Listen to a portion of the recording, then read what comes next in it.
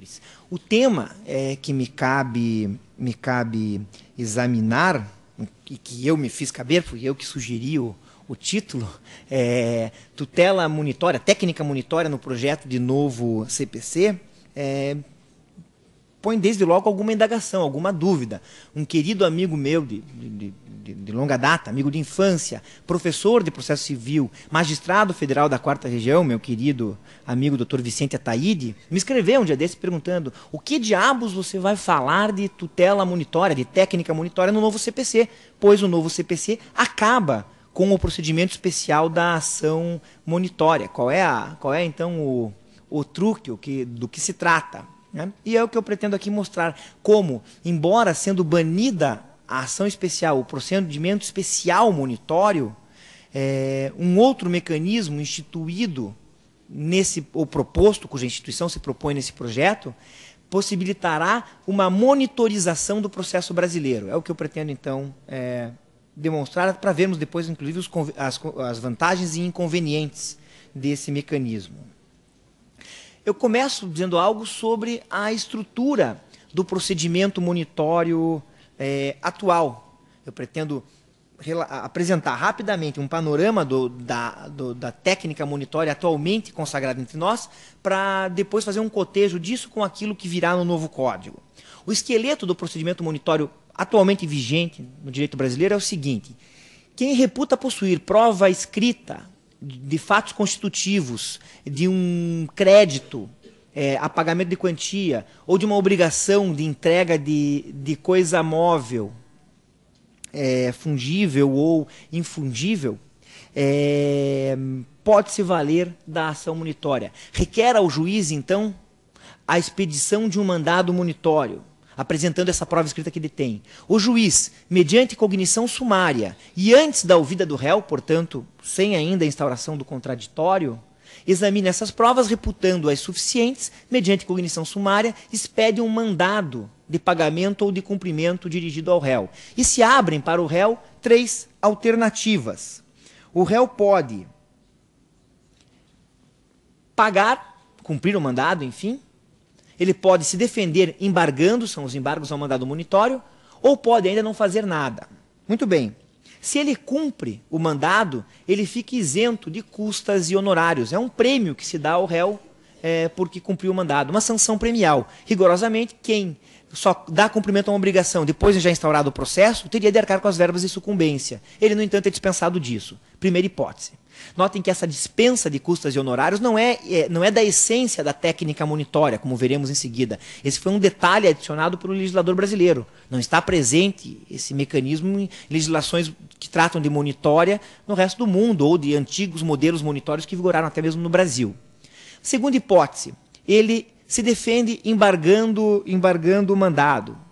Ele apresenta, então, seus embargos monitórios. A partir dali, o que se tem é a instauração de um processo de cognição exauriente, processo comum de conhecimento com cognição exauriente. Cai-se, então, na vala do processo comum. E coube a ele, réu, ter instaurado esse processo comum para se discutir a existência ou não daquele crédito. E ficando aquele mandado que havia sido deferido inicialmente suspenso, ineficaz. Terceira hipótese, ele não embarga e nem cumpre o mandado. Nesse caso, automaticamente, de pleno direito, é o que diz a lei, forma-se um título executivo judicial, partindo-se desde logo para a execução. Então tem-se aqui um atalho para os resultados práticos da tutela jurisdicional, um atalho para a solução concreta da crise de crédito ali apresentada, que é o andamento de uma execução. E essa é uma consequência automática da não oposição de embargos e do não cumprimento do mandado. Não há aqui espaço para uma nova decisão, uma sentença do juiz. Sob esse aspecto, a técnica monitória não se identifica com a pura e simples técnica dos efeitos da revelia.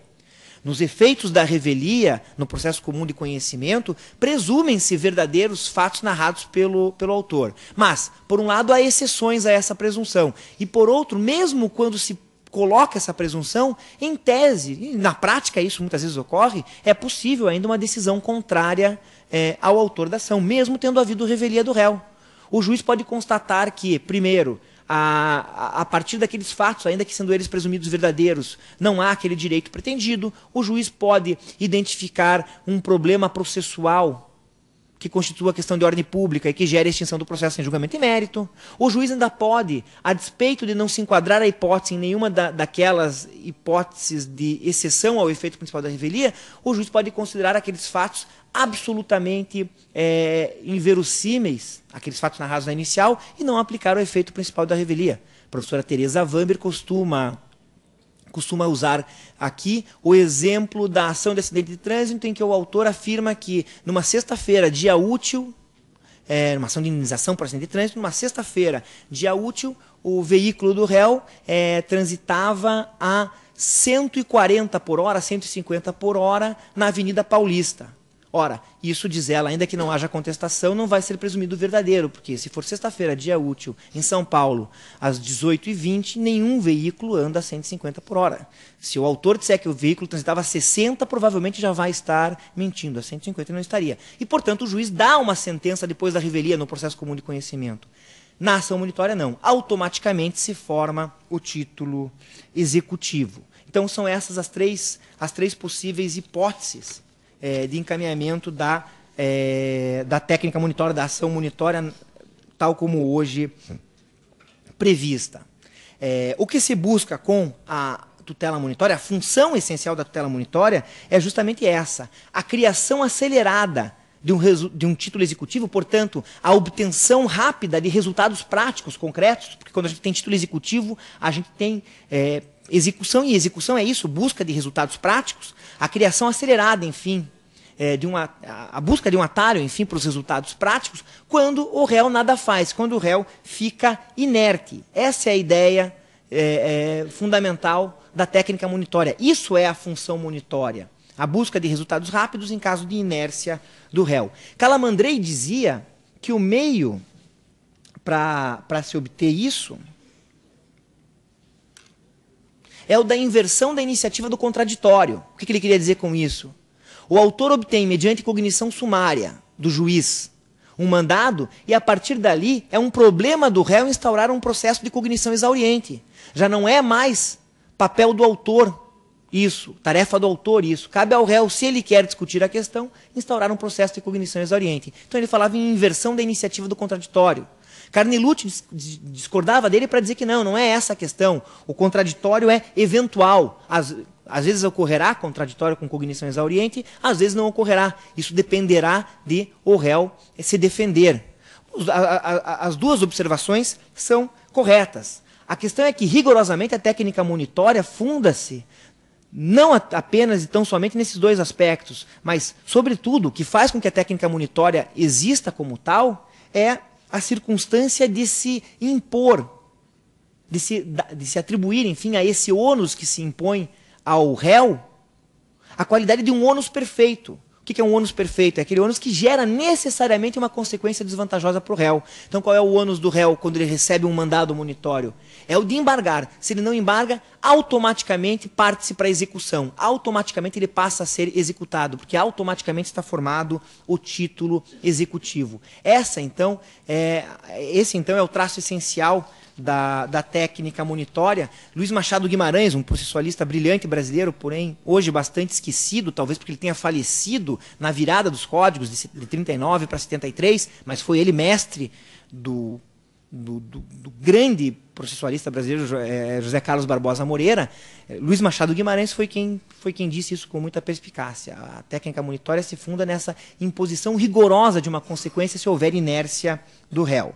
Enfim, resumindo, a função monitória transfere o ônus da instauração de um processo de cognição exauriente do autor para o réu e faz isso mediante uma simples cognição sumária inicial do juiz. O juiz apenas verifica se é plausível a versão apresentada pelo autor. Havendo plausibilidade na versão apresentada pelo autor, está transferido o ônus de instaurar o processo de cognição exauriente. Ou bem o réu instaura um processo de cognição exauriente, ou ele sofrerá, ou ele cumpre, ou então ele sofrerá a consequência do início da atividade executiva. E a ação monitória, tal como disciplinar entre nós, não gera coisa julgada material. O tema ainda é controvertido na doutrina, mas nesses 15 anos de vigência da ação monitória foi prevalecendo esse entendimento. E me parece o mais adequado. A cognição na ação monitória, na sua fase inicial, é meramente sumária e, portanto, se não houver a interposição de embargos ao mandado, essa cognição sumária não é suficiente para gerar a coisa julgada material. Se houver embargos ao mandado, é claro que teremos coisa julgada material, porque daí teremos um processo de cognição exauriente, um processo comum de conhecimento. Mas o simples mandado inicial não faz coisa julgada material. Muito bem. Como eu já disse no início, o projeto de novo CPC extingue o procedimento especial da ação monitória. Deixa de existir como uma ação especial a ação monitória. No entanto, em contrapartida, cria esse projeto um mecanismo geral apto a monitorizar o processo brasileiro como um todo. Eu estou aqui me referindo àquela técnica que é conhecida como estabilização da tutela urgente. O regime jurídico das tutelas urgentes, tutela cautelar e antecipada, no projeto de novo CPC, é basicamente o seguinte. Em primeiro lugar, unifica-se esse regime no que tange a medidas cautelares e medidas antecipatórias. Medidas antecipatórias passam a ser chamadas de medidas satisfativas, tutela urgente satisfativa. Tudo isso é colocado dentro de uma mesma disciplina jurídica geral. Reconhecem-se as peculiaridades de uma e outra, uma conserva, uma cautela, a outra desde logo adianta, mas tudo é colocado dentro de um mesmo regime jurídico. Esse é um aspecto evidentemente muito positivo. Elimina-se de uma vez por todas um interminável universo de discussões para se saber se algo é cautelar ou se é antecipado. E qual o caminho para se obter aquilo, se é dentro do processo ou se é em um processo autônomo. As histórias acerca do tema chegam a ser anedóticas, né? Conto aqui duas, muito rapidamente. A primeira delas, de um colega de magistério lá na Universidade Federal do Paraná, professor Carlos Joaquim de Oliveira Franco, professor de Direito Comercial, foi até Goiás, logo no início de vigência da tutela antecipada, foi até Goiânia, ajuizar lá uma situação de protesto ou uma medida urgente de suspensão de uma deliberação de uma Assembleia Geral numa sociedade anônima. Enfim, uma dessas medidas que são aquelas que tipicamente geram discussão. É antecipação, é cautelar. Ele foi de manhã, distribuiu de manhã para o juiz de plantão. O fórum não funcionava de manhã, mas havia o juiz de plantão lá na vara. Foi lá, foi conversar com o juiz disse, doutor, estou vendo aqui que, de fato, talvez o senhor tenha aqui haja alguma plausibilidade no que o senhor está dizendo, mas o senhor entrou com a ordem aqui não interessa, né? Vamos imaginar que o senhor entrou com uma medida cautelar. Medida cautelar e vamos imaginar que era uma situação de protesto. Medida cautelar de situação de protesto, acho que não dá mais, doutor. Tem reforma no código. Isso é caso de tutela antecipada. Então eu peço para o senhor que o senhor emende isso, corrija isso. Ele correu para a sala da ordem e tal, fez lá uma emenda naquela inicial dele, ou sei lá, extinguiu-se aquela e ajuizou-se outra, foi por distribuição para a mesma vara, mas de tarde o juiz era outro. E chega no juiz da tarde, o juiz da tarde diz, não, isso aqui é classicamente caso de tutela cautelar, a situação de protesto sempre foi uma medida cautelar e vai continuar sendo. O senhor vai lá no livro do professor Ovídio Batista da Silva, ele sempre distinguiu os dois fenômenos, da tutela cautelar e da tutela antecipada. Ele é o pai de tudo isso que se institui agora aí. E, no entanto, ele diz que esse é um caso de cautelar. Então, o advogado ficava, nesse caso, ficou mais ou menos como o sujeito lá da fábula do velho, o menino e o burro, que nunca o que ele faz está certo, né? O velho anda no burro e o menino carrega o velho, alguém na estrada diz, não, tá errado, porque o velho está se aproveitando do menino. Daí eles invertem, daí outra pessoa diz, mas que até agora já me perdi aqui na minha ordem da história, mas daí é o contrário, o menino está se aproveitando do velho, e assim vai. Daí os dois montam num burro, que malvados, estão maltratando o animal. Os dois vão do lado do burro, carregando o burro, que 3 burros que eles são, eles têm um burrinho para andar, ninguém anda no burro. Acontecia e acontece mais ou menos isso, muitas vezes, na nossa prática forense. Mas dou ainda um outro exemplo, que envolve até que uma magistrada do Rio Grande do Sul, até uma grande amiga nossa e tal, e eventualmente essa história foi contada hoje. O professor Bedak tratou hoje de tutela cautelar e antecipada? Não. Não, porque ele adora contar essa história aconteceu com ele. Eu vou usar aqui emprestada a história dele. Uma magistrada estadual aqui do Rio Grande do Sul, que é esposa, inclusive, de um outro amigo nosso, também processualista, certo dia encontra o professor Bedak e diz para o Bedak, Eu lá na minha vara de família, agora com a tutela antecipada, eu estou resolvendo uma série de problemas para diminuir o número de autos e processos e tudo mais.